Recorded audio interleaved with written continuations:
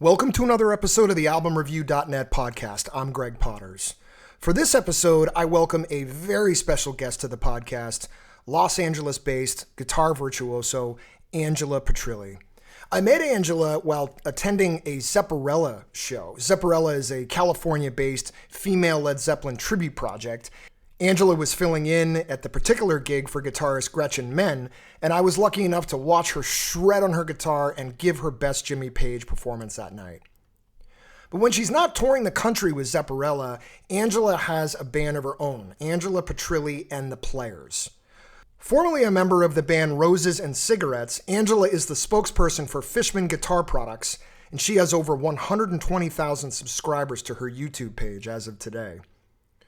Featured in Guitar Player Magazine's July 2023 issue, with Dave Gilmour on the cover, mind you, Rolling Stone Magazine, and on the CBS Morning News, Angela is a dynamic guitar player, and she's here to talk with me today in this episode about a lot of things. Touring with her band, Angela Petrilli and the Players, their most recent 5-song EP called The Voices, losing her former bandmate to a horrible disease and how she dealt with all of that. Plus, in typical Angela style, you will hear her talk positively about how she values her friends, her family, and her time here on Earth. Her positive vibes are definitely contagious. So, sit back and relax, or stand up and shout. Stand up and shout!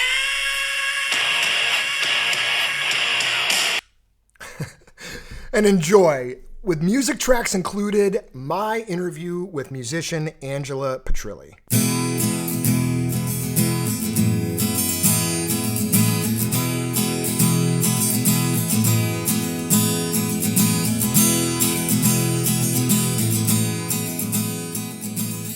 How have you been? Good, doing well. Yeah? Doing well. Can't complain. It's been. Did you hear what happened last weekend? No. Gretchen had a family emergency. Oh. So she's okay. Okay, good. I had to pop in on 24 hours notice. They're like, Oh can my you be God. can you be on a flight tomorrow?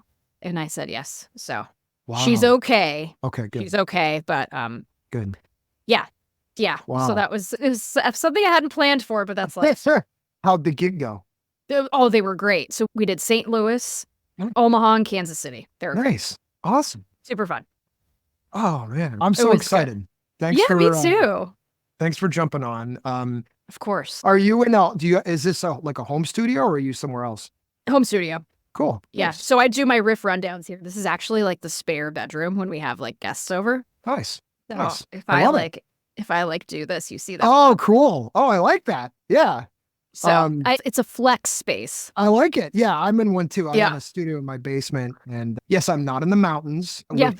with a changing ventilator, whatever you call it, behind me. Actually, wanted to talk to you about Ghost Absolutely. in a Frame. No problem. A couple of them, but yeah, we'll get to that. I've got so much. I actually had to edit it down just so the stuff I wanted to ask you because Oh my goodness. But I was laying out in my hammock last week with these bad boys, listening to a bunch of your stuff. So. Oh gosh, I'm so honored. Thank you. You're very welcome. So I met you in New Hampshire back in late April. And at the time of this recording, that was about 6 or 7 weeks ago. And you had just finished a fantastic gig, mind you, with the premier Zeppelin tribute band, Zepparella. And I was lucky enough to meet you as you were filling in as the band's regular guitarist for Gretchen Menn.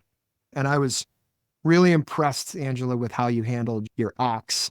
And so I had to have you on the podcast. So today, just to give you a little glimpse, I wanted to dive into a little bit on your tour with them, but also about your history. I think you've carved out a pretty successful music career, which includes being a part of a few bands, including Roses and Cigarettes and Angela Petrilli and the Players. I was listening to a lot of your Roses and Cigarettes stuff too, which I quite frankly hadn't heard a lot about. That was a cool, fun dive as well. Plus your YouTube presence. So we're going to get into all of that because I want to know, my goal is I want to know what makes you tick. I love it. Let's get to TikTok. it. So again, TikTok. yeah, TikTok right. makes me tick. Oh my gosh. That's a whole nother podcast, Greg. You should hear my, whenever I do my outros and I'm like, yep, I'm on these platforms and TikTok. So let's start from the beginning. Let's. Where did you grow up? I think you said you were born and bred in California. Yes, born and raised in Los Angeles and still live here. So Tell me it's about been a very good town to me. Tell me about your childhood. And I ask this because I feel like every musician has had an interesting childhood. I had a very good childhood. I had a very good childhood. I have Good. awesome parents. I like hit the jackpot on parents. And I was always surrounded by music. Music was always on, and being creative was always something that was very important to my parents, in any sort of creativity, the arts, and just studying just things and really enabling us to be curious with my brother and I. That was something that my parents did a lot, and I'm really thankful for that. They allowed us to be curious kids and allowed us to, which then allowed us to be really curious adults in what we do. But music was always on. My mom's from Detroit. So a big music town. So there was always lots of Seeger. Yeah. And a lot of classic rock. My mom's a big classic rock gal. So I remember Led Zeppelin being on from a very young age, the Eagles, stuff like that. My dad also too into the classic rock thing. A lot more into the Southern rock. My dad is big, like Allman Brothers and Leonard Skinner and very much into blues. So some of my earliest memories, I remember hearing Stevie Ray Vaughan being played quite often at home. We're gonna talk to him too. I can't wait. So music was always on. And my dad too, a big singer-songwriter fan. So some of my earliest memories was listening to Patty Griffin in my dad's truck when I was a kid. Patty Griffin, one of my favorites. Oh, man. Oh, yes. Big. Living with Ghosts? That's my desert island top 5. I love that album so much. You have no idea. Oh my God. All right. Yeah. Okay. Okay. I have to piece one of my myself together favorites. again. Angela, why do so many musicians have memories of growing up around music or in a family that plays music? I'm super jealous. Nobody in my family was interested in music. I was all alone in that department. In fact, each time I would play, people would be like, stop doing that. You should go into banking or something like that. Oh, you probably can't answer this, but how are you so lucky to grow up around it? I guess it was just circumstance. There's nothing you can really help. But so from an early age, you were hearing these tunes, and that was a obvious progression into being a guitar player, right? Yeah. So my mom plays a little bit and still does. Okay. Really holds her own. She's better than she thinks she is on guitar. And she would always play little songs for us and Beatles and stuff for my brother and I were little. And I remember being 4 years old and watching her play and thinking I could do that. Just like breathing. I could do that. And I initially wanted to play drums and was very kindly talked out of it. And like, a guitar you can bring to the beach, Angela. You can't bring a drum set to the beach, but you can bring a guitar. So how about, she's already have one, so you can learn how to play this. And I was like, oh, okay. I always knew I'd be musical, but drums was always the first thing I wanted to play. And still to this day, would love to play drums. One day. But so I picked up guitar and just loved it. As a little kid, I really started playing at 9 years old. Was when I got my first guitar. Okay. 9 years old. And started playing and just loved it. It was just all encompassing. I loved it. I would wake up in the morning. That's the first thing I wanted to do. And then the last thing I wanted to do when I went to bed. And I just loved it. I just loved being creative. Like I still paint and draw and all of that. Like all the arts I just love. Yeah. And so that's what happened there. And so you weren't loved ever it. motivated. You weren't ever motivated to play music out of personal conflict per se, or rebel against societal pressures pushing you in another direction. You didn't. Doesn't sound like you really had a lot of that. No, I had a little bit of it, but that was more from myself talking to myself. But it sounds like you had a lot of support from your parents, obviously. I did very much. Yeah. So I went to school. I went to UCLA, and I did not get a degree in music. I'm so interested in so many different things. What was your degree in? My degree was in communications with an emphasis in mass media. That's definitely and marketing. relevant. Yeah. Yeah, I think so. I think so. I remember taking my first comm class in college and just being like, oh my God, I love this. Yeah. But I still played music. Like I was still gigging and teaching. That's how I paid my way through school, was through gigs and stuff. And like, Right. here's a skill that I know and I can get paid to do this. So let's just keep on going with that. And through college, I'm like, okay, this is going to be a hobby. Once I graduate, I'll get a 9-to-5 and things will be great. It's so naive. So it wasn't until I graduated, I took a year off. And this is also incredibly naive. I told myself, oh, it's so dumb, just like laughing about it now. I said, I'm going to give myself a year. And if nothing like really happens in a year, then I know that's a sign from the universe that I shouldn't be doing music. Now, mind you, I'm like 22, 23. And I'm giving myself a year. And if nothing happens, then that's it. It's all she wrote, and you're just going to be a hobbyist. And I took that year off, and towards the end of that year, I met my friend Jenny Pagliaro in a country cover band that I was playing in. And at that time, there was a little bit of an overlap where I got a job. I actually worked at Comic-Con, a Comic-Con company for a while, doing what I studied at UCLA. Yeah. And it was great. And I was traveling every 2 weeks. The company was in LA, so I wasn't, not a lot of driving involved, but I was traveling every other week, every 2 weeks. And I was sitting at my desk and I'm like, this looks good on paper, but I'm not happy. Yeah. And that little voice inside of me is, you know what you need to do. Yeah. You know what your vocation is. Right. You just need to have the guts to just do it. That's it. It comes down to the guts. So where'd you get the guts? Like I was sitting at my desk and I'm like, I'm 24 years old at this point. And I'm like, I'm not happy. And I should be. And I am too young to be this unhappy.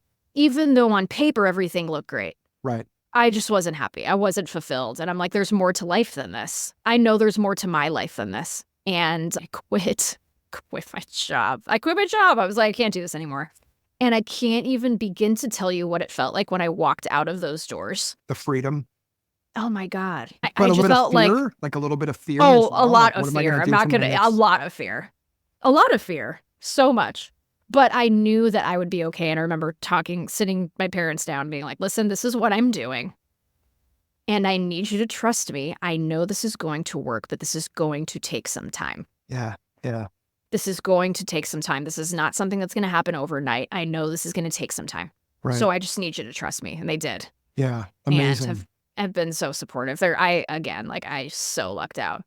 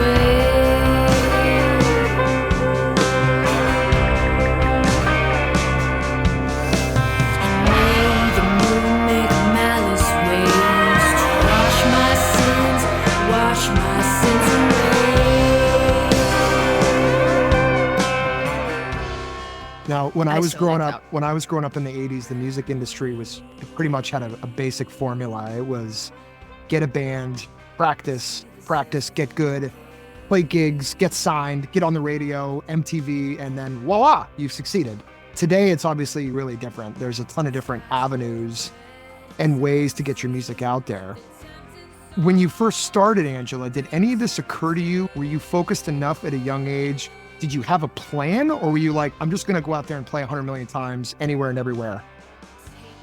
I guess it was a little bit of both. Okay. I've always been very driven and very self-motivating, which I knew, and I really had to have that conversation with myself. I'm like, okay, if you're going to do this, can you hold yourself accountable? And are you the type of person that can be your own boss? And I am very much that type of person. That's awesome. Where I can keep myself accountable and I can outwork anybody. Like I am not afraid of hard work. Yeah. And putting in the time that I need and paying my dues and cutting my teeth. Like I'm not scared of that. Because that's what it takes. Yeah. Yeah. That's really what it takes. Because right? it's never luck. Oh, no, you're so lucky. No, it's not. It's being prepared at the right time. Yeah. Yeah. That's how when opportunities come to you, are you prepared at the right time? Have you put in the work? So I knew, okay, I have this band, and Roses and Cigarettes was just starting at this point. Okay. So it's okay. I have a background in social media. I studied a lot of this stuff when I was at UCLA. So I have an idea of how it works. What, like marketing and social media? Mm-hmm. Okay. All right. Okay. Yeah. So I knew, okay, we have a very cool thing going on here. Like the two women playing like the kind of rock, blues, Americana, country, pop, whatever vibe. And let's like really market this and let's go and meet other musicians. So important to me. So important to me to find your people. Yeah. Totally. Wherever you are, is to find your people. And again, with similar morals and similar values. Because it's tough out there. Yeah. As a musician, it's tough out there. So really finding your tribe is really important. So that was a big thing too, is okay, I'm not familiar with this Americana community. I did a lot of like blues jams and stuff from the age of 16. I'd be going to these jams and stuff. Right. But this new scene, let's meet some wonderful people. And Jenny and I absolutely did. And I'm friends with so many of these people to this day. And collectively with Jenny and I, when we were marketing ourselves, okay, let's play as many places as we can. To really cut our teeth and start to gel as a unit. Right. Because we had just met, but there was like a cool musical chemistry that was there. And I've said this a bunch and I told her a bunch. I knew her. Right. Since I was a kid. It was so weird. The first time we met, it's like, God, I feel like I know you. Yeah. And I know what you mean. I know what you mean. Yeah.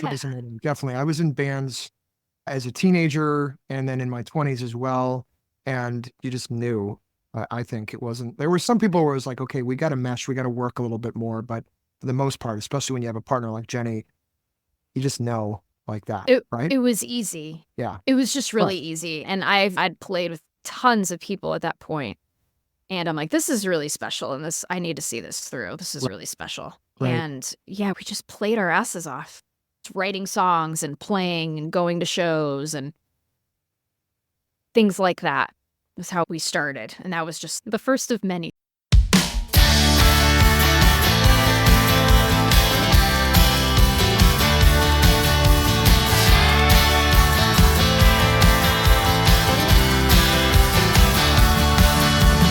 Felt everything start slipping away. I tried to hold it in the palm of my hand.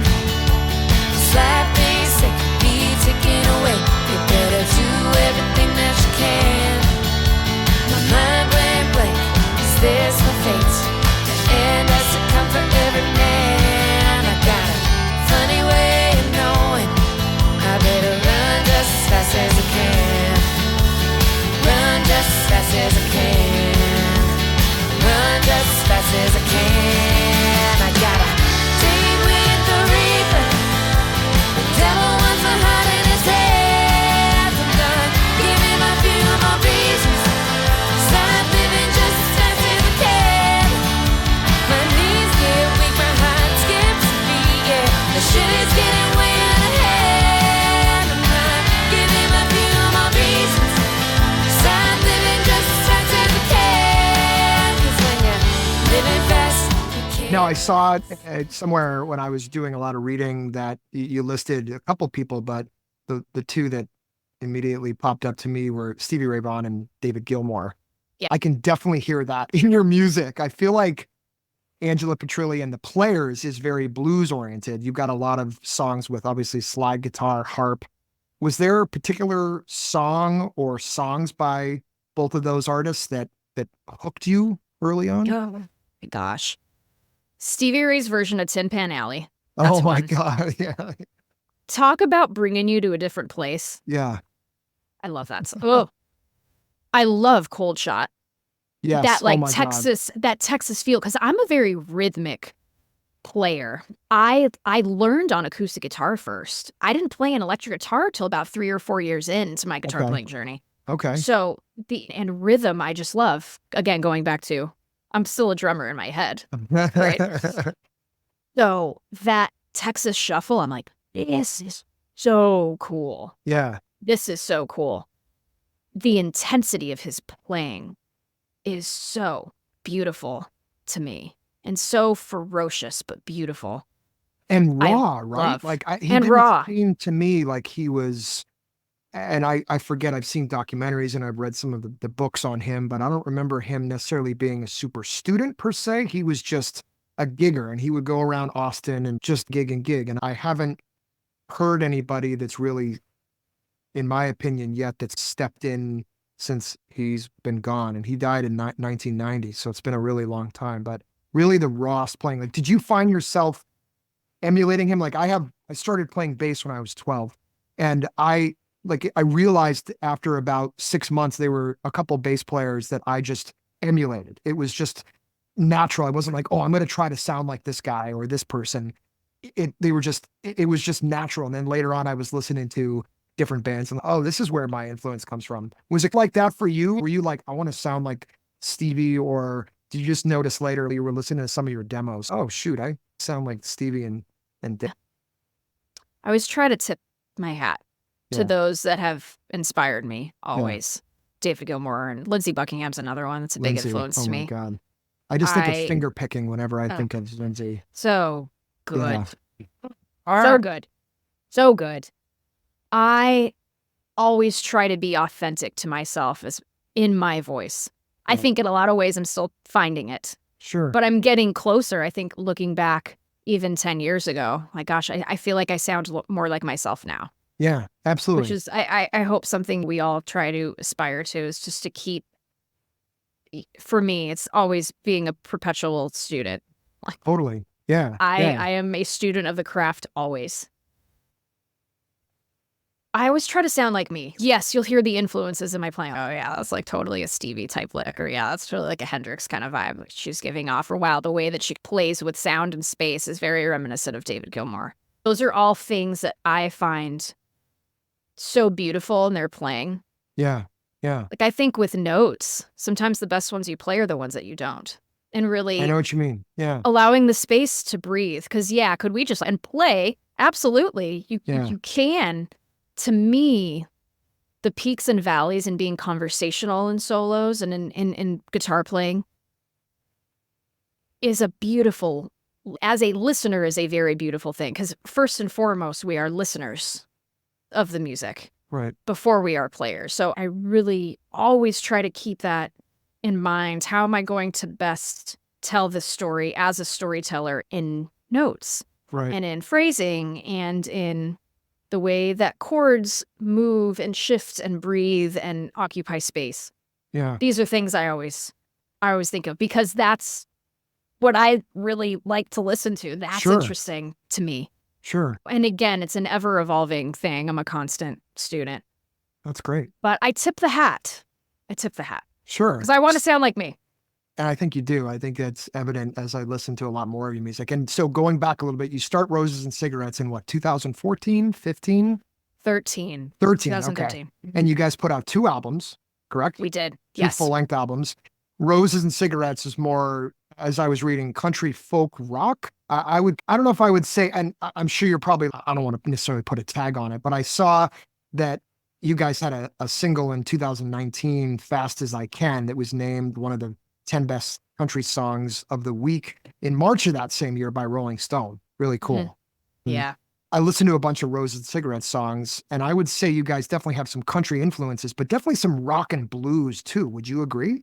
Yes. Yeah. So that first album, Roses and the self-titled, Yep. Jenny had written most of that with our producer, Mike Lyons, who Okay. is to this day such he's like a brother to me, and he was a Awesome. brother to us. He is a dear friend. We gig together all the time.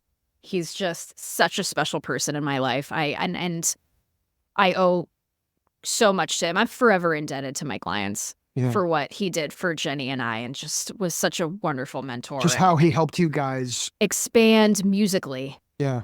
Expand in our performances.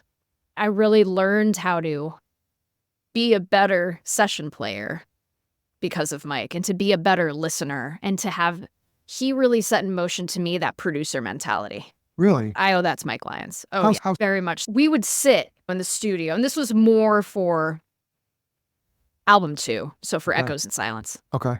And we would record, and I had these ideas, and he'd be like, think about this. When this is being recorded in this way, notice how the space feels like this. Okay, and then notice here when we're recording the guitar like this. See how when I move this over, notice when you press on these pedals, like what this and this kind of stuff can happen. Yeah. And listen to this as a collective, really listening to mixes, see how this then goes and then dips and then comes back.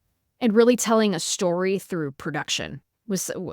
I learned a lot from him, and just things to listen for. Yeah. It's great. You guys, you're rolling along, and then tragedy hits. You lose your best friend and bandmate, Jenny, to cancer. I definitely don't want to harp a lot on it because I'm sure you're tired of talking about it. But I wanted to ask, could you share with me, we talked a little bit about this part during our kind of intro conversation over Zoom a couple of weeks ago. What kind of steps did you take, Angela, to grieve? So did you put down the guitar for a little while, or? I had to, because just it reminded me of just everything. So we were a band about 5.5 years. Yeah. So she died in 2019. She was diagnosed 2 months after we released the first album. So it was okay, we were handed something. Yeah. So let's just make the best of what we can do. When I remember we had many talks where we would sit down and we're going to do this for as long as you physically can do this. And I'll be here and we're just going to do it. Because music is such a healing thing. And I really saw it personified. Really? During those, 4 years? I can't even, it's just crazy. A lot of really beautiful things did happen while she was sick. And yeah. I'm sure a lot of reflection. And I think I told you I lost my mom in 2020, like right as the pandemic was picking up. It was early April. And there are some days where I'm okay. I miss her, but it doesn't control or dictate my day. And then there are other days, Angela, where I still struggle to get out of bed. I was talking to Clem about this when I had my first conversation with her. And I bring this up just because you strike me as a really spiritual person, but also it makes sense that what you were saying to me earlier, that you were prepared to be a musician, hold yourself accountable, and really you knew what it took to get out there and do the work. And so I'm sure that grieving process was tough, but I commend you for putting the guitar down and taking that break, because I think a lot of people don't do that. And then they might burn out a little bit after a certain period of time. What was that period like? You just briefly went into it, but what are some of the things that you did to pass the time? It was really hard, because that Rolling Stone article came out the day before she died. Right. And part of me thinks that she knew that happened. Yeah. And then her spirit goes on to wherever the spirits go after this life. Yeah. And yeah, it was really hard because we saw each other all the time. She's like my sister, called each other every day. We always talked, and we shared this really beautiful creative relationship too. We had just the sisterhood in music and in friendship. It was hard to not, even just not getting a call from her every day. It took a long time to not expect that phone to ring. It's like those little things. But I canceled all my gigs, canceled everything. And everyone obviously was I would have done the same thing. Incredibly supportive about it. Yeah. I'm just like, I just need some time. I'm very open about talking with this. I went to a grief therapist. Good for you. That's something that I've been thinking about doing, and good for you. It's not easy to do, and it's brave. It's such a gift. It's such a gift to yourself. Yeah. It's such a gift to yourself. Because once someone close to you dies, with me, and this is just my perspective, is gotta really live. You gotta really live. Yeah. Fully. Yeah. It kind of almost makes things clearer in a weird sort of way, like that traffic jam I was in last week when I was hitting the dashboard or I was like angry at this guy that cut me off. Like, who cares? Who cares? So anyway, I don't want to harp on it too much because I'm sure you're tired of talking about it, but I was just really more interested in how you grieved because I'm always looking for, I don't know if you want to call it advice or recommendations or whatever, but it makes me feel closer to people, to folks who have been through something somewhat similar. Yeah. I can't really do like pictures still. And I thought I'd be okay. Like, me too. on the surface, I was like, I can do this. And it's weird. I would open it. This is the last I'll talk about it. I'll open it and I'll flip the pages. I'm like, oh, shoot, I remember that. Yeah, I had ice cream all over my face. Or, oh, I remember that.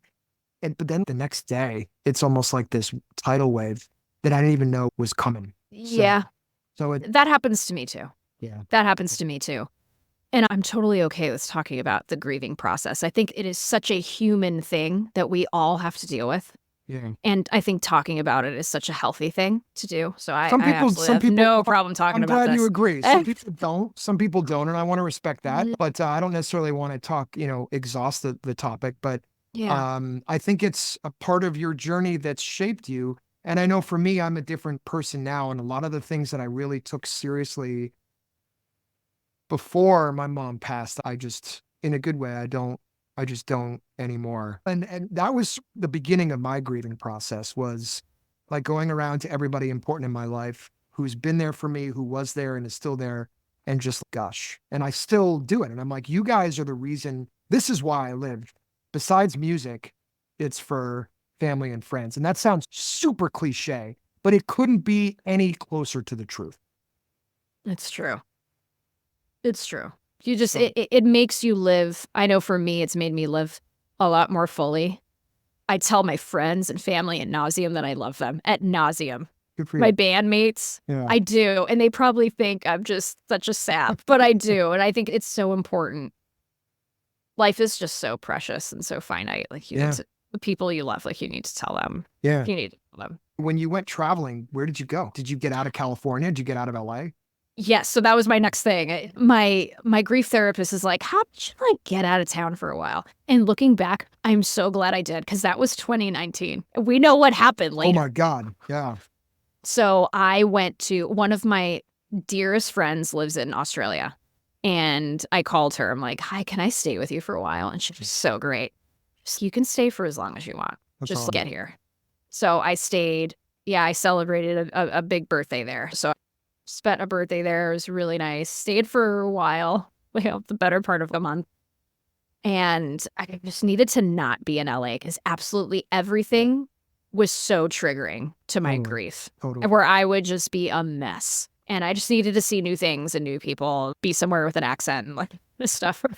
So came back, I went to the East Coast, New York. I have some friends that live there. I went to Nashville. I went to Italy. I went to France.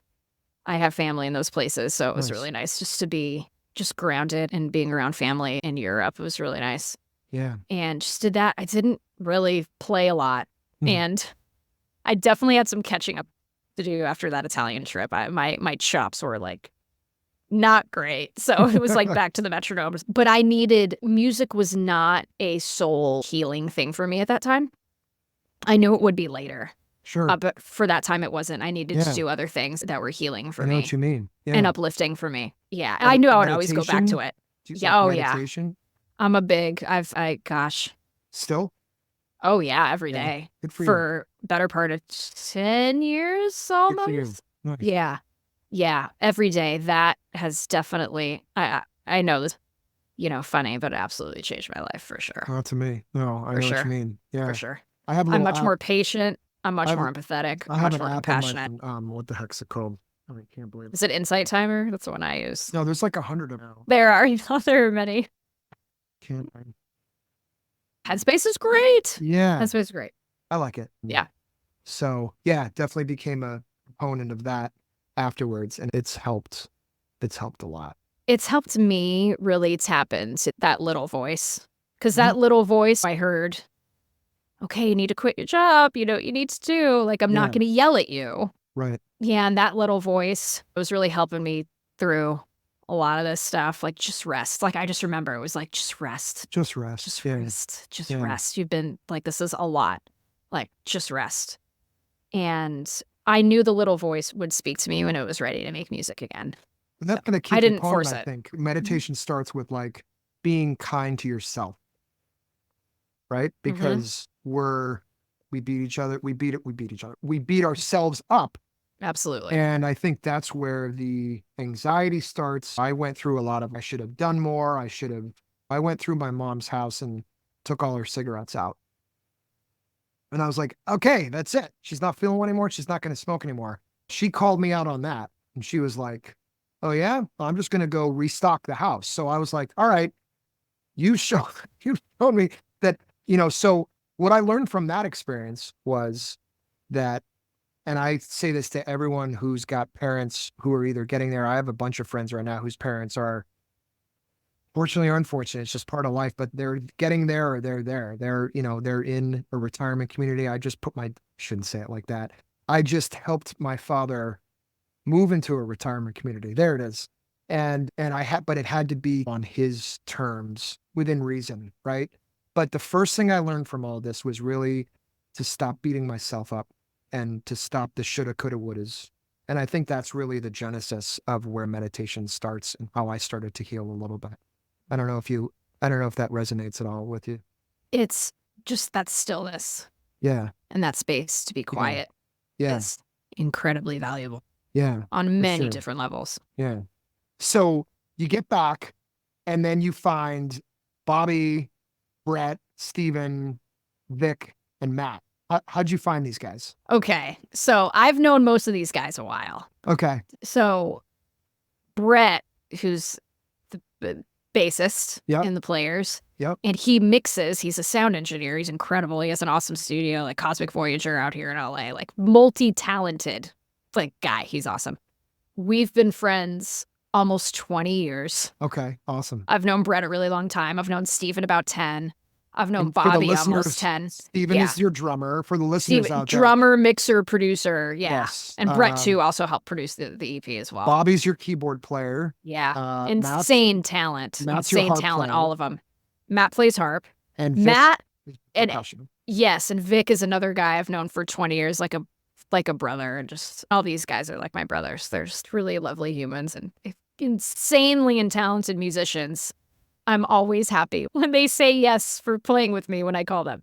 They're just really awesome. And they inspire me to be better every day. They're just really lovely people. Just good guys, great musicians, just all around good people. And when they knew what was going on, Vic played on Echoes and Silence. He played the drums on that. Bobby played the keyboards on that RNC album. Matt, I had met, I believe, like right before Jenny had died. Okay. At a jam session like a jam I would go to a lot in LA and still do. So yeah, I call them up and I'm just like, hey, I think it's time. I just need to like play out. I just need to do a show, like nothing fancy. I just want to play some covers. And that's it. At a dive bar. I don't want to worry about having to sell tickets. I don't want to worry about like even promoting it. I'm like, I just want to do it. Mm-hmm. Just to get the wheels moving again. Because my body was like, it's time. Right. So, yeah, I called him up and we did just that. And I remember driving home from that gig and being like, okay, like this is the beginning of the next chapter right now. I'm Greg Potters with the albumreview.net podcast. Do you want to amplify your passion? Well, now you can. Introducing createmypodcast.com. Now there is a place you can go to get help building your own podcast. If you're a business owner or an entrepreneur and you're taking the leap like I did and starting a podcast, I can help. I will walk you through a step-by-step process on how to launch, publish, and grow your podcast. I can also offer quick, easy tips on the best equipment, software, and tips and tricks that are going to be right for you and your budget. To get started, go to createmypodcast.com or message me directly at gpotters@createmypodcast.com. Let's get started.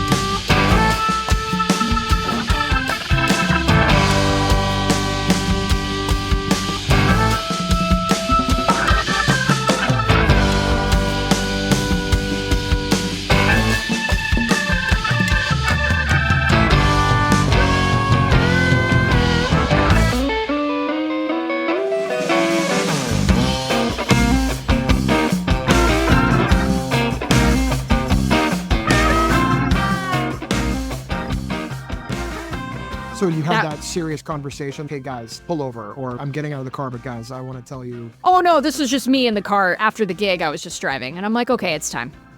Yeah. I'm like, just thinking. I was probably like listening to a podcast or something. But I'm like, all right, it's time.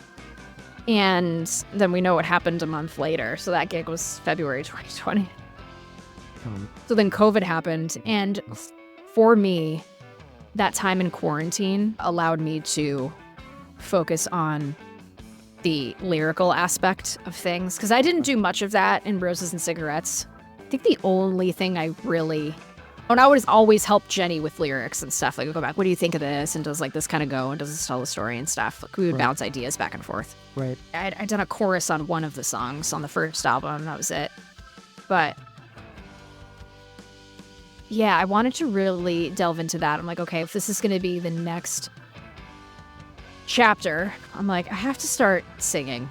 And I always like singing harmonies and all that. All right, like singing lead, I think it's time. Cool. And I'm like, I'm going to start really focusing on the lyrical aspect of things. And songwriters like Paul Simon, it's one of my favorites, Patty Griffin, going back to her, really looking into what makes a great song lyrically. Because like chords and stuff, I know what I like to hear when I write songs in that perspective. But from the lyrical perspective in writing, I've always liked to write. I was this close to being an English major in college. So writing has always been another beautiful creative outlet for me too. So let's try the lyric thing. And it's so funny. Most of the songs from this EP started with lyrics first. Really? Oh, yeah. The Voices was the first one. I'm like, whoa, that's really cool. I was just writing. And those lyrics came out. I'm like, that's dark. But this is an interesting story.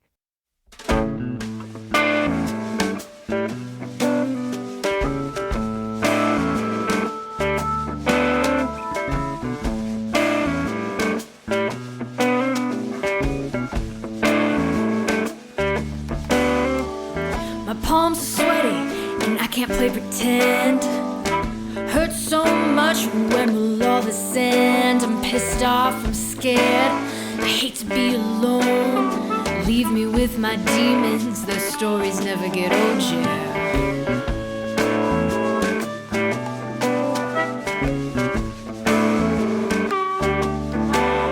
Hit me with the truth, but let me say the words. Wounded flesh, a heart attack, shaken, not stirred. Won't you let me go? But be there when I call. Say the word, I'll be there when the time comes.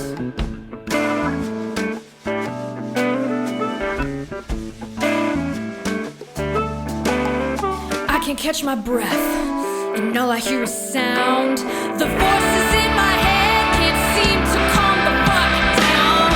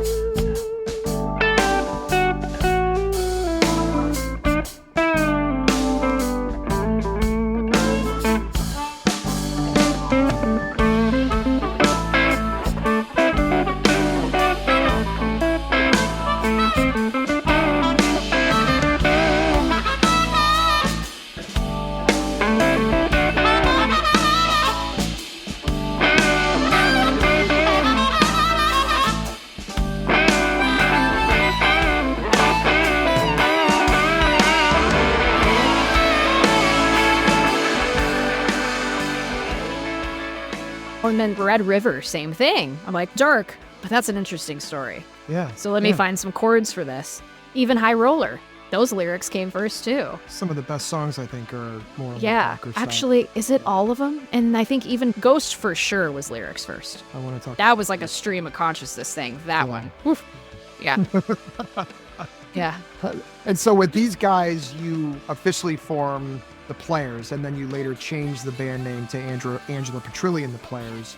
You mentioned you guys play some gigs around LA, and then you got some studio time. You obviously had some connections there. Yeah. Yeah. So I got some time at Sunset Sound Mhm. one day. Let's see what we can make happen in a day. Right. And I booked that day having not finished the 5 songs I wanted. I think only 3 songs were written at that. Yeah. Slapjack, Red River, and The Voices were the only 3 that were done when I Okay. booked that session. So I'm like, Okay. all right, lady, I don't know what's going to happen, but you need to come up with 2 more songs for that session in 6-7 months. Okay. So, All right, so which you had I'm a little bit like, of time. that's enough time. Yeah. But it was still enough of a fire under my ass to be like, Sure. don't Isn't that usually how it works? make though? sure they're good. When you have a deadline date, and to me, that's how I book something, and then I'm like, all right, I have to work. Now I have to Yeah. work on it, and I have that date. And a lot of the times too, I don't know if it's you, or if you're like this, but I do it for myself. But a lot of times it's like, I don't want to let other people down either. So I would want to show up to the studio fully prepared. Each time I've Yeah. recorded, I've done that. I've been more the songwriter myself and just been fully prepared and ready to go so that people know I'm professional too. That's Exactly. And we're paying for the studio time. Right. So I'm not Yeah. going to, I don't That's have, I don't have a record company paying for the times like I am. So Right. I'm not going to be like, oh, maybe I should do this chord instead of this chord. Yeah. Like we showed up there so well rehearsed. We Right. tracked all of the bed tracks for that EP in 4.5 hours. wow. That's impressive. Wow. 4.5 hours, just banged them out. So cool. So those are the bed tracks. We then took a long lunch because we're like, we're doing great on time. This is cool. Yeah. Took a long lunch, went back. Bobby did all the extra organ stuff because I think Okay. he did whirly and his stuff on his Nord for the bed tracks. Okay. And then he went back on the organ. So he had a Hammond and a Leslie there. Oh, wow. Okay. All So right. great.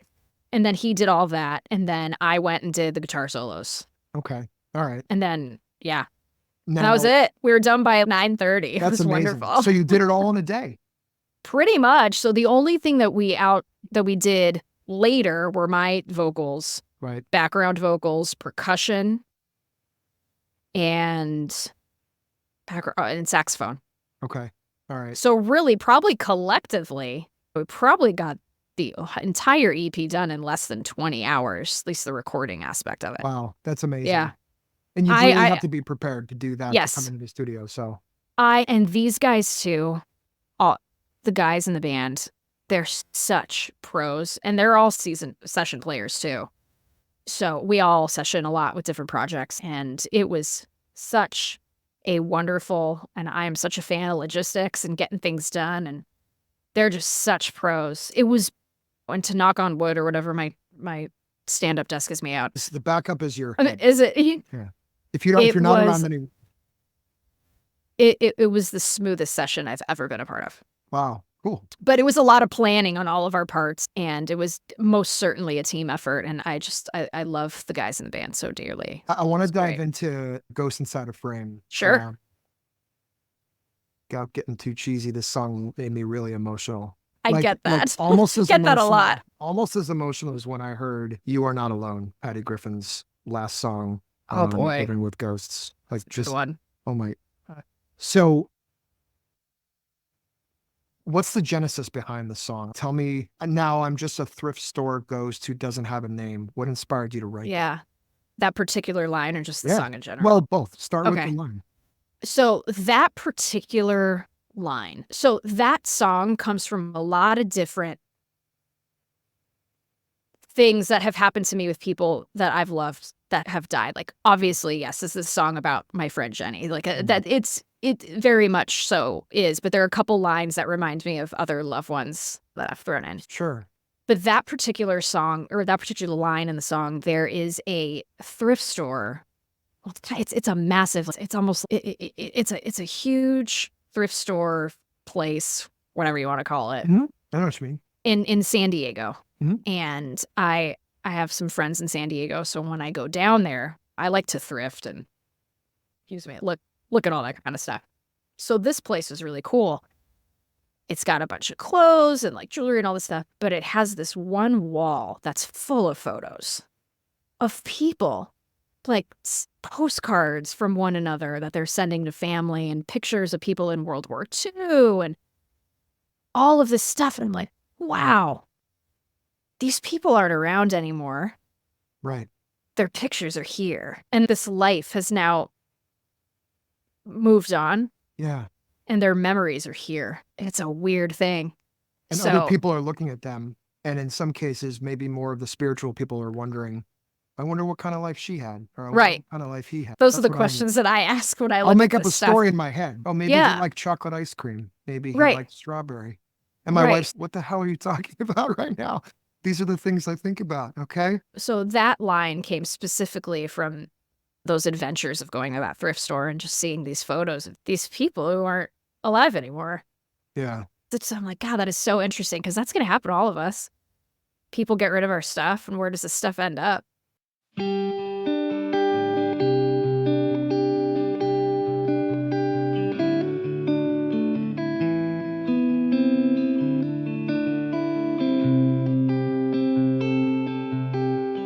Went to grab that picture, two faces in a frame.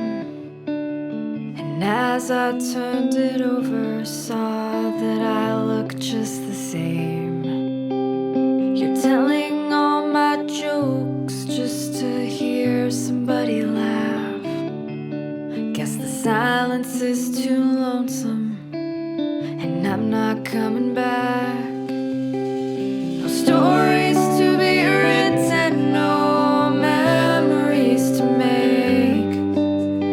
Now I'm just a picture of a ghost inside a frame.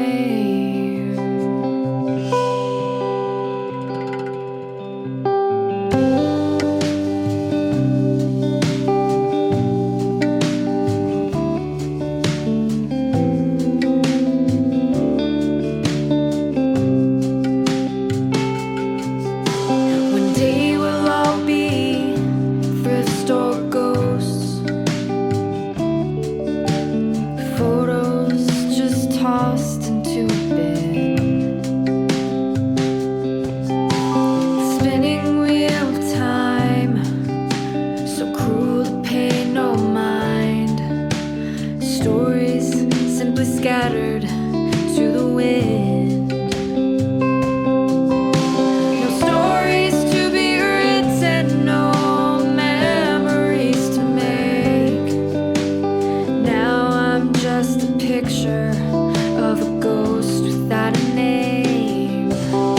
No songs left to sing or adventures left to take. Nothing but a picture of a ghost inside a frame. I guess it was my timeline, a train without its tracks.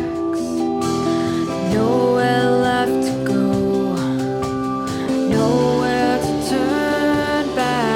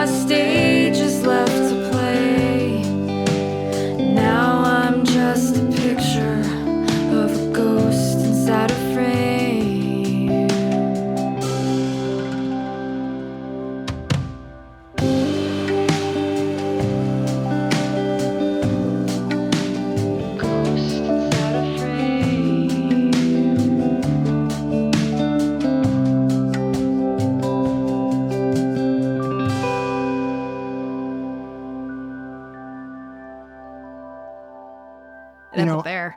Before meeting you and before hearing the song, I've been up many nights thinking about like the mountains and mountains of photos, as I was telling you, that I have in my house of my mom and her whole family. And I literally think about what those photos mean. And I strive to keep her memory fresh for my kids who were young when she passed. But your song made me feel like I'm not by myself. I'm not alone. And I found a lot of solace in that. So thank you for Oh my gosh, my that. pleasure. That was a really cool feeling. So fast forward to 2024, you get a call from the Led Zeppelin tribute band, Zepparella, on a leg of their tour, mostly filling in for Gretchen on a bunch of Yes. East Coast dates. And you just mentioned that you did 3 shows in the Midwest. We call it the Midwest, right? Midwest, yeah. Gretchen was your primary connection to them. I think you told me last time, right? Was that Yes. sort of how you, okay. And how long have Yes. you guys known each other? Gosh, we had met through Instagram Oh, cool. because she's in a Led Zeppelin tribute band. And I play a lot of Led Zeppelin on my Instagram channel. And, Yes, you and she do. reached out and she's, oh, you're great. And I'm like, you're great. And so we connected in that way. And we became fast friends. And she's become such a dear friend and like sister to me. And just talk about like just solid, wonderful human. Yeah. Awesome. That's her. Yeah. She's just one of the most solid people you could ever meet. And it's just a monster musician. So yeah, she called me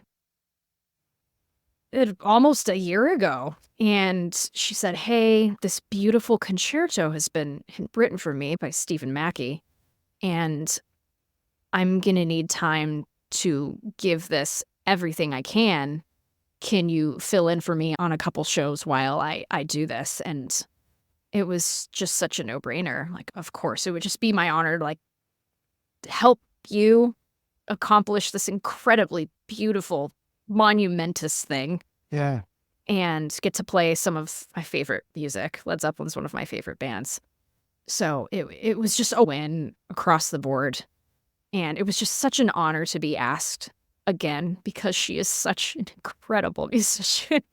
Having been asked from a musician of her caliber, I knew that I really had to step up my game too. Really? And that was, oh, absolutely. Absolutely. I went into learning those songs. I didn't want for a second to question, does it go to this part? Does it go to the bridge or does it go to the chorus? Right, I'm like, right. I don't want to Yeah. be there. Yeah. I want to live and breathe these songs. Said, absolutely, I will do this. I need a set list tomorrow so that I can really start my deep dive. That was gonna be my next question. So did you know, you already knew because of a lot of your YouTube videos, you knew a bunch of songs already, but you don't have to give me all of them, but what were a couple songs where you're like, I've got to dive into these and work on some of them? It's funny. I'm going to say all of them. So here's why. So, of course, I know these songs. I listen to them. I love them. I play some of these. I play. My band will throw in Moby Dick every once in a while, like in a set, and just transition with it. It's fun. And Whole Lot of Love sometimes we'll do if I feel it up to it. It's Nice. just that kind of vibe. We'll throw it in. Yeah. Yeah. But yeah, you think you know how to play these songs. Right, And then you yeah. go and listen. You're like, oh, I don't know how to play this song at all.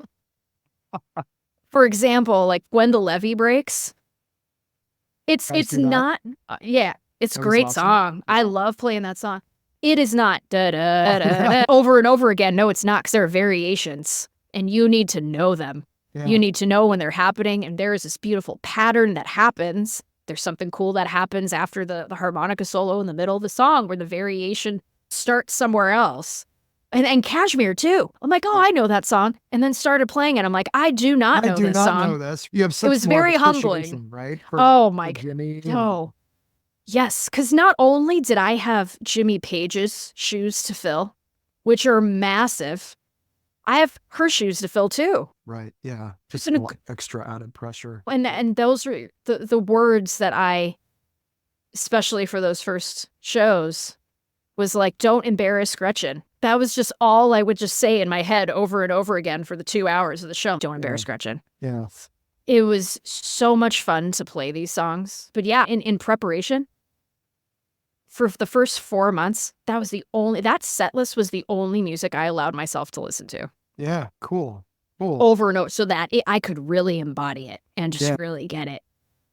And yeah, made lists. I'm like, okay, which songs do I know right now? If I had to perform them today, I could do it without making a mistake. Which songs do I know some of the parts, but I don't know the whole, I don't know how to play the whole thing. And what are Sure. some songs that I absolutely have no idea to play? And let's look at those. And I would I would label them. Nice. Because again, that Nice. really helps my brain to see those things in front. So I just took them a song at a time. Like, all right, what is and what should ever be is today. Cool. So what's going on So here? one And song then a day, pretty much. Usually. sometimes some took longer. Okay. Like good times, bad times. I really wanted to get right, even though it's one of the simpler ones. But the ferocity and energy of that song, you really need to bring it. Because if Sure. you're not at 10, it's not going to sound Right. as good as you want it to. Right. At least for me, as like a performer, Sure. making sure that I'm always at that level 10 when I'm playing that song. Not that I'm at lower levels in playing any I of these mean, songs, I but saw like you that guys one. play. I saw you guys play at a really cool club in Portsmouth, New Hampshire, and I was riveted. Not only did you guys nail the songs, but just side note, you guys were super hospitable, and I know we got to meet a few minutes after the show. But I don't want to blow sunshine, but you guys nailed it. And I've seen 5 or 6 other Zeppelin tribute bands. Most of them have been more East Coast based, just based on where I live. But I think, and maybe you have stories of this, or maybe Gretchen or the other girls do, but there can be some pickiness out there on behalf of the fans as well. Maybe. I don't know if you've ever gotten any feedback like that before, but I mean, I'm a big fan of Floyd tribute bands as well. And sometimes I'll sit back and be like, oh, they didn't do that their normal way, or oh, they did this way, or they Yeah. did it that way. But you guys I went in non-judgmental, but you guys nailed it. And I don't know, I feel like you put in the time and the work, and the crowd really showed that too, because it was a chill, older crowd. You know, I mean, I'm 47 and I feel like the youngest person there by a decade. But everyone was on their feet by like the 3rd or 4th song, just going nuts. So Good. something was Yes. working. Clem and Anna and Holly and Gretchen are just such pros. Yeah. And they laid down such a beautiful foundation for me to really get into the groove. Yeah. They're just such lovely people, truly. Some of the most professional musicians I have ever played with. They are so dedicated to their craft. It was so inspiring to play with them night after night. Like, just what a band. Yeah. What a band. It was an honor to play with them. Yeah, for sure. I also want to mention, Angela, you've got a dedicated YouTube page titled Angela Petrilli Music. You got over 250 videos, live performances, several guitar lesson videos. I was watching a bunch of those and actually like sitting down with my acoustic. What made you dive into the guitar lesson world? So it was during COVID, and I have been working with That the makes folks at Fishman for a while. And Yep. again, talk about like great people. I just love those guys. They're awesome. And they reached out to me. Hey, this was in 2021. They go, hey, we'd really love for you to do a live stream every Thursday or every Saturday for an hour. And I'm like, anything in particular? They're like, no, do whatever you want that feels natural to you. And I said, give me some time to think about what I'd like to do. Sure. And they were so gracious, like, absolutely. And I was thinking, I've never seen a live stream lesson before. And as a performer, I thought, okay, make sure you get all the parts and all this Yeah, stuff. right. And I love interacting with people. Live streams are super fun. So I'm like, oh, this can be cool where someone can actually sit down and say, hi, we're going to, in real time, I'm going to show you how to play this. We have an hour or a half hour. And if you have questions, type them in. Let's have some fun. I'll try to give you some pointers. Again, I'm a perpetual student, but if there's anything that I know that can help you, let's do this. Right. And it has become such a beautiful thing. I did this just because I thought it would be a cool idea. Sure. And it's something really fun to do and can help maybe a handful of people and will help me in my craft. I know I have been able to learn songs so much faster because I keep myself accountable to learning a new song every week and Yeah, then that's putting it on the awesome. channel. Right. So it has become such a beautiful community of people come in and greet one another in the chat.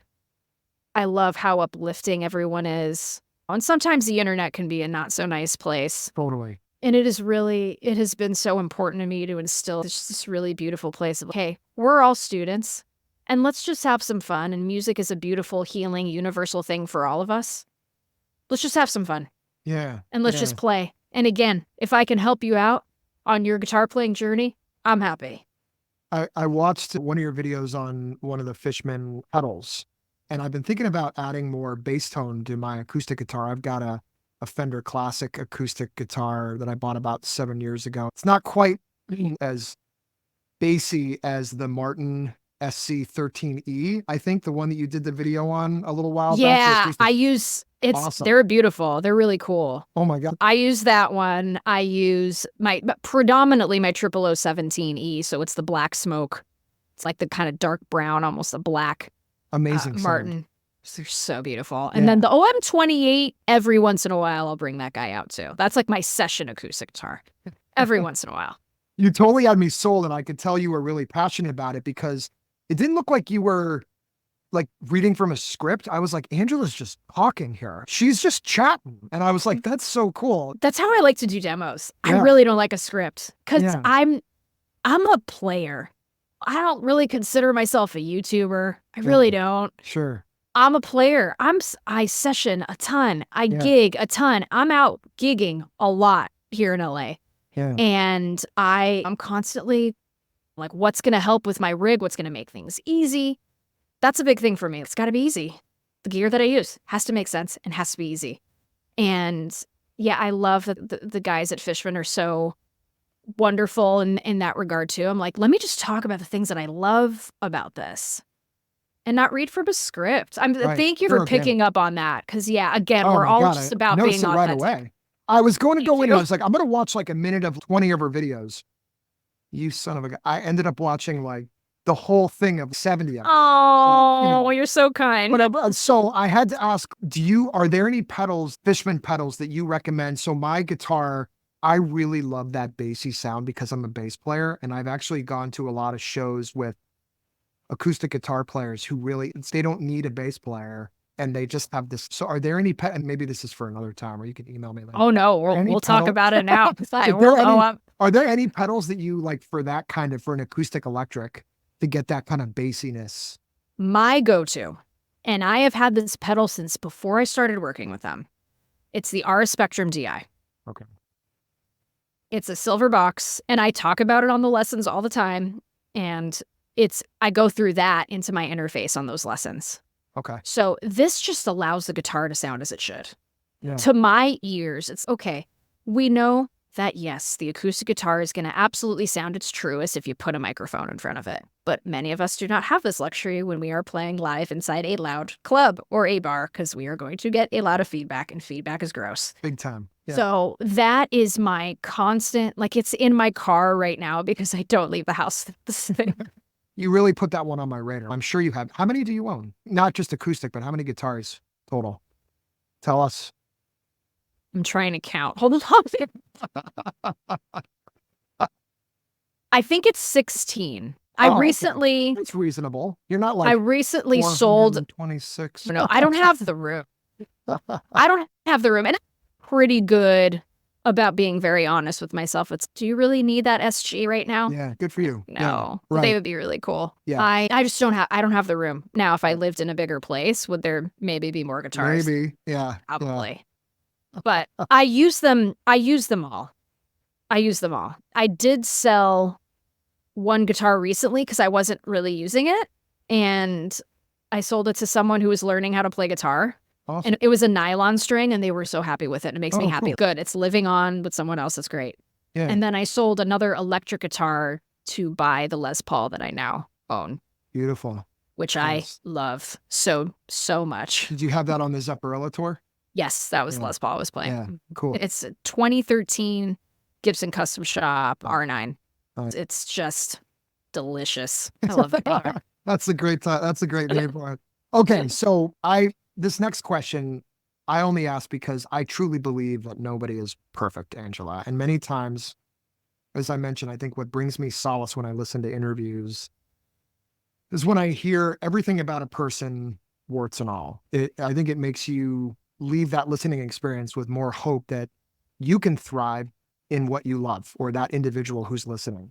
that not everybody out there is immaculate with no imperfections at all. I think a lot of times we hear interviews and it's, oh, this person's perfect. Or social media is a lot of that. Oh, look at this person's perfect life, right? Everybody has imperfections along with the praise. I always like to ask people, what do you think you can improve on, if anything, like in music or in playing or in life? Ooh, that's so great. I think not forcing things is always, it's a practice I know for me. And really trusting in timing. Mhm. There have been times in my career I'm like, oh, why aren't I doing this right now?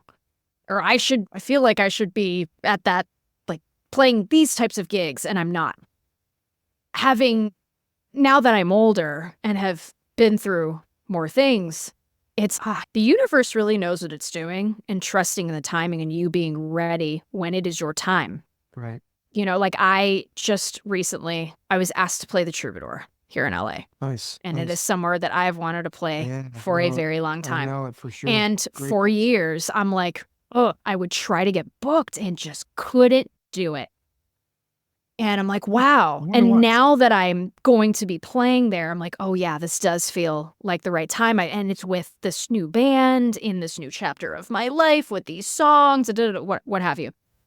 I feel more ready now. So I know for me, sometimes I can be a little impatient. I'm working on it. I am human. Trusting in timing for me is something. Because I like to do all the stuff. And sometimes I'm like, oh, I want to do that right now. Yeah. But it's trusting in the universe to go, keep working. Yeah. Like there was, I feel so bad. I don't remember the person who said this, but it may be in like the show notes. If you find who quoted this, please quote them. But the Okay. universe has 3 answers to everything in life. One answer is yes. The second answer is yes, but not yet. And the third answer is no, because I have something better. Whoa. Yeah. I wish I remembered who said this. That's So if you could find it, please put it in the show notes. my brain just got blown out on Isn't that great? this mouth. Because really, that's what it all boils down to, is that. So Wow. for me, it's practicing maybe a bit more patience. Yeah. Yeah. I like that. Music industry. What's your overall, in all honesty, be honest, what's your overall impression of the music industry today? I think there's so many different ways to be successful in the industry. Yeah. There is not a one size fits all. Yeah. So find what really makes your heart sing and what brings joy to your soul and the kind of music that you like to play or being the artist that you are, and just follow that. Everybody's going to have an opinion. Write the music that inspires you. Be authentic to yourself and your voice and your journey and your vision, because the industry is not one size fits all. There are No. many different ways to be successful. There are many different definitions for success, and there is room on top for everyone. I don't believe in having to knock down people to get to where you are. Right. I am all about building community and building brotherhood, sisterhood. Yeah. We all help each other. As musicians, that is our duty. As artists, as people, to help each other. I can't tell you how many times like people have helped me and how I am just so grateful. And I'm like, gosh, I can't wait to do that for someone else. Yeah. Paying That's it awesome. forward. It is a beautiful thing that ripples. The industry is not one size fits all. Do what's authentic to you Yeah. and follow that. And don't listen. People, okay, there are going to be people who don't like your music. I don't care how great it is. Sure. Of course. And don't let that bother you. Do you like every kind of genre of music? No. Do I Yeah. like every genre of music? I don't. Yeah. You can appreciate it. Yeah. So if you're going into this expecting, oh, everyone's going to like my music, I hate to break it to you. I think some of my case. regrets, like my early gigs, we're talking 20 years ago when I broke off from my band and I started writing my own stuff and I was performing it my own, just acoustic.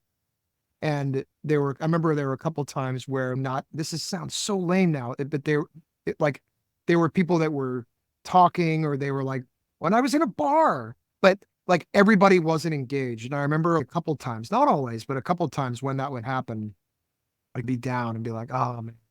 But you're absolutely right. Like the best advice you can give to a musician now and then is just keep doing what you love. But it's hard. I bring this up and I asked this question. I think I asked Clem this. I asked Holly this. The music industry is so different, I feel like, today than it was 30 years ago. I think it's easier to get yourself out. I don't think it is easier to get It is. yourself out there now. There's less of a formula. And so I always wonder, I'm always curious to hear how people, and I think you've already indirectly answered this for me, Angela, that it's just blood, sweat, and tears. It's hard work. And I'm not blowing sunshine, but it's hard work. And it's just going out there and just doing it and loving it and loving it. And in many cases, it's inserting yourself. You were just talking about trying to get a gig at the Troubadour and you didn't, but you kept trying. And I can remember being at a crossroads, and I'm not going to harp on this too much, but I can remember one day when I was like, you know what? I think I'm going to call that bank and apply for one of the positions. And I got out of it. I was only in it for a couple of years, but I can remember during 9/11, I was sitting in a high rise. It was in Boston. I wasn't in New York. And that day was just the most insane day that I can never remember. And being like, what the hell am I doing here? I have to say, and I said this to the other girls, but I have to say, I think it's really brave that you took that step that you did. And you were around music a lot when your parents, you had that support. But I feel like I got clipped in a way because I was like, I know that this is the easy way where I can just get a job at a bank and I have a salary and then I can worry about the music later. So I'll start here. And you had a corporate job and you got some experience there and utilized that, but you also took that risk. And that's really, I think, the underlying factor here. And again, thinking about it, I was just authentic to myself. I feel like I wouldn't have been had I stayed. Yeah, right. Yeah. And I'm really glad I did, because so many people who were so important to me in my life I would not have met if I didn't take that leap. Exactly. Yeah. I think this way about doing this. And I thought about this during the pandemic and after my mom died. And I was like, I still want to play music, but I also want to talk to artists and help get their music out there. And it's really enabled me to meet new people. And so I really, as we're getting close here and we're wrapping up, I know we're getting closer to your end and I've got to go cook dinner for the fam soon. But dude, I can't tell you how much I've enjoyed this conversation. Likewise. So in addition to getting the opportunity to geek out on music with you, thank you for sharing some of your personal stuff with me. I've got a lot of respect for you and your talent. Thank you. Is there anything I missed? Anything else that you wanted to cover? I think we covered quite a bit. I don't know. Do you have any other questions for me? I don't think so. I do. Great. Are you, Mr. Gilmour, as you've probably heard, is doing a couple shows in the U.S., Yes. a couple in L.A. and a couple in New York. Uh-huh. Are you going to any of them? Have you thought that you get two? You are. I got tickets to the 29th and the 30th at the Bowl. I'm so excited. I'm so excited. Hold on a second. How about you? Because I know we talked about this earlier. We did? I can't remember. I can't remember what I did like yesterday, so I apologize. No, that's fine. I am the 29th. Did you say the 29th? October 29th. Mm-hmm. And 30. I'll be there. No way, really? Yeah. Oh my gosh, we'll have to meet up. That's so cool. My buddies and I are going to drive up to the Bowl and do the show, just one show on the 29th. So Great. It's going to be awesome. I'm so excited. Yeah, it's going to be amazing. So I'm so excited. Good. We'll have to meet up. Yeah, for sure. Yeah. So listen, thank you. This has been really great. I've been really excited about this. So likewise, my pleasure. Good luck to you. Thank you. With everything, and let's stay in touch. And yeah, like if you're around for a drink or two or whatever, I don't drink as much as I used to. I don't know. Me too. And I'm okay with it. Where a year ago, Me too. Honestly, I was like, I hate that I'm not doing it, but I just can't anymore. And now I'm like, you know what? I don't really give a. So yeah, hangovers get tough. Yeah. When you're in your phase. Yeah. They're not fun. I like to wake up in the morning. I'm like, oh my gosh, I'm like not hungover in the slightest right now. Yeah, exactly. It's kinda nice. I get a lot of anxiety from it too, I feel like. I don't sleep well. No, neither do I. All right. Enjoy the rest of your afternoon and enjoy the Likewise. Good luck to you. And I will be in touch with you again very soon. And I'm going to send you in your spare time, I'm going to send you my review of Living with Ghosts. I'd love to get your feedback on that. Oh my gosh. Yes. I would love that. Cool. Okay. I would love that. Thank you, awesome. Angela. Thank you, Greg. This was great. Have a nice dinner. Okay. All right. Bye-bye. We'll chat soon. Okay. Bye. Thanks again for listening to this episode of the AlbumReview.net podcast and my conversation with Angela Petrilli. Isn't she awesome, guys? Seriously, I was just really impressed by her devotion to her craft, her willingness to stick to it, and her positive attitude. Remember, if you're interested in any of the albums or books that I've discussed in this episode or previous episodes, go to albumreview.net and pick up a copy of your own. Listen to all my podcast album reviews at albumreview.net by obviously clicking on the podcast tab. They can also be heard wherever podcasts are available. Please follow the show on your preferred platform so you can get regular updates on new episodes. And also, if you guys would be so kind as to pop a quick review or rate the podcast, that helps move the needle and get the word out there. I do want to hear from you guys, so please email me your feedback, album review requests, and any questions you might have to gpotters@albumreview.net. That's GPOTTERS @albumreview.net. If you'd like to get regular updates on reviews, interviews, product and music news, go to the homepage and join the mailing list. Visit our LinkedIn and YouTube pages, and stay tuned for updates on Instagram, Facebook, and that thing they call TikTok. You can find me at albumreview.net. That's all, folks. That's all, folks. Until next time, drop the needle and keep listening.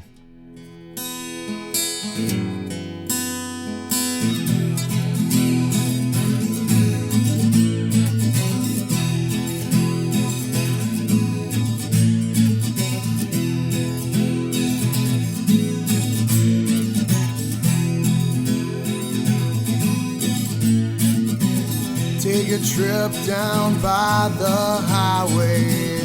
Take a trip down by the highway. Take a trip down by the highway. Take a trip down by the highway. Take a trip